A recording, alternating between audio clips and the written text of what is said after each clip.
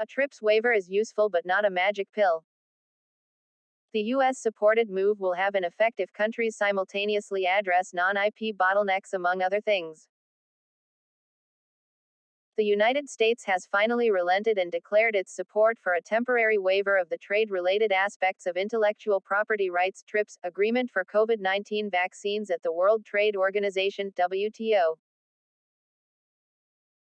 In October 2020, India and South Africa, at the WTO, proposed waiving Sections 1, 4, 5, and 7 of Part 2 of the TRIPS agreement covering copyrights, industrial designs, patents, and undisclosed trade information related to the prevention, containment, or treatment of COVID-19. The U.S.'s support of the TRIPS waiver is a significant step forward in the global fight against the pandemic. Hopefully, the U.S.'s decision would cause other holdouts like Canada and the European Union to give up their opposition. Legally, the waiver is surely possible since Article 9 of the WTO agreement allows for waiving obligations in exceptional circumstances, which the COVID-19 pandemic undoubtedly is. The stumbling block is the political will of the richer countries that house the giant pharmaceutical corporations producing COVID-19 vaccines and medicines. Devil in the details. While the U.S.'s decision is to be welcomed, the devil would be in the details. The countries would now negotiate on the text of the waiver at the WTO.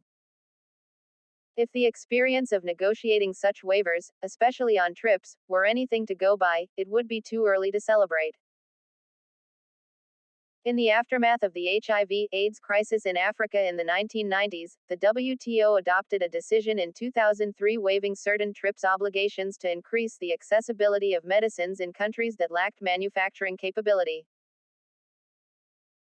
Specifically, the obligation contained in Article 31F of TRIPS that medicines produced under a compulsory license or predominantly for the domestic market of that country was waived, paving the way for the export of such medicines to a country that lacked manufacturing capability. However, this waiver, later incorporated as Article 31 bis in the TRIPS agreement, was subject to several stringent requirements such as the drugs so manufactured are to be exported to that nation only, the medicines should be easily identifiable through different color, or shape, only the amount necessary to meet the requirements of the importing country are to be manufactured, the importing country has to notify to the WTO's TRIPS Council, etc. Given these cumbersome requirements, hardly any country, in the last 17 years, made effective use of this waiver. Developing world must watch. The statement issued by Catherine Tai, the U.S. Trade Representative, states that the negotiations on the text of the waiver will take time, given the WTO's consensus-based decision-making process and the complexity of the issues involved. This signals that the negotiations on the waiver are going to be difficult. While the U.S. would not like to be seen as blocking the TRIPS waiver and attracting the ire of the global community, make no mistake that it would resolutely defend the interests of its pharmaceutical corporations. The developing world should be conscious to ensure that a repeat of 2003 does not happen. Ms. Tai's statement also reveals that the U.S. supports waiving intellectual property (IP) protections on COVID-19 vaccines. However, India and South Africa proposed a waiver not just on vaccines but also on medicines and other therapeutics and technologies related to the treatment of COVID-19. So, the U.S. has already narrowed down the scope of the waiver considerably by restricting it to vaccines. Medicines useful in treating COVID-19 and other therapeutics must be also included in the waiver. Overcoming key obstacles.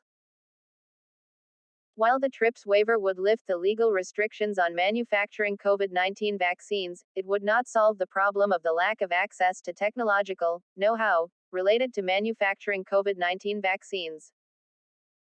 Waiving IP protection does not impose a legal requirement on pharmaceutical companies to transfer or share technology.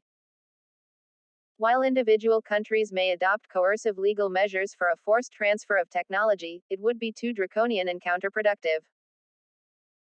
Therefore, governments would have to be proactive in negotiating and cajoling pharmaceutical companies to transfer technology using various legal and policy tools including financial incentives. Finally, while a TRIPS waiver would enable countries to escape WTO obligations, it will not change the nature of domestic IP regulations. Therefore, countries should start working towards making suitable changes in their domestic legal framework to operationalize and enforce the TRIPS waiver. In this regard, the Indian government should immediately put in place a team of best IP lawyers who could study the various TRIPS waiver scenarios and accordingly recommend the changes to be made in the Indian legal framework. Notwithstanding the usefulness of the TRIPS waiver, it is not a magic pill.